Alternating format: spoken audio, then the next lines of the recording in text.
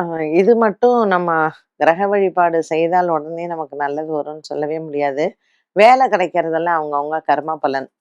நம்ம பூர்வ ஜென்மத்தில செய்த புண்ணியங்கள், நம்ம செய்த பாவங்கள். நம்ம முன்னோர் செய்த புண்ணியங்கள், முன்னோர் செய்த பாவங்கள். இதற்கு தகுந்தாற் போல தான் நமக்கு வேலை அமையும், வேலையும் கிடைக்கும்.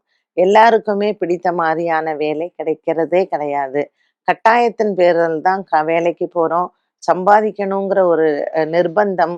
அதற்காக தான் குடும்பத்தை பார்த்துக்கணும் அப்படின்ட்டுன்னு. ஸோ பொழுதுபோக்குறதுக்காக வேலைக்கு போறவங்கங்கிற அ விகிதம் வந்து ரொம்ப குறைவு தான். நம்ம தேவைக்காக வேலைக்கு போறவங்கன்ற விகிதம் வந்து அதிகம். ஸோ வேலைக்கு போறதுக்கான ஒரு கிரகம், இல்ல பிடித்த வேலை கிடைக்குமா அப்படின்னு கேட்டீங்கன்னா, ஒரு ஆறுதலுக்காக வேணா சொல்லலாமே தவிர, அதுல ஆக்கப்பூர்வமானது இருக்கவே இருக்காது. நமக்கு கிடைக்கிற வேலைய நாம பிடிச்ச மாதிரி நம்ம அமைச்சுக்க வேண்டியது தான். ஸோ நம்ம வேலை தேடும் பொழுது, என்ன வேலை நம்மள தேடி வருதோ, அத நாம எடுத்துக்கணும்.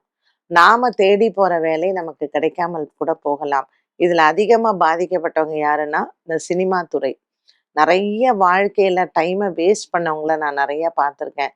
டைரக்ஷனுக்கு கிடைக்கும், நடிப்புக்கு கிடைக்கும்னு சொல்லி, அவங்க கட்டத்துல அது இருக்கவே இருக்காது. ஆனாலும், நான் வந்து இந்த ஃபேமிலியிலருந்து வந்திருக்கேன். எனக்கு வருன்ற நம்பிக்கையில நெறைய டைம வேஸ்ட் பண்ணவங்க நெறைய பேர் இருக்காங்க.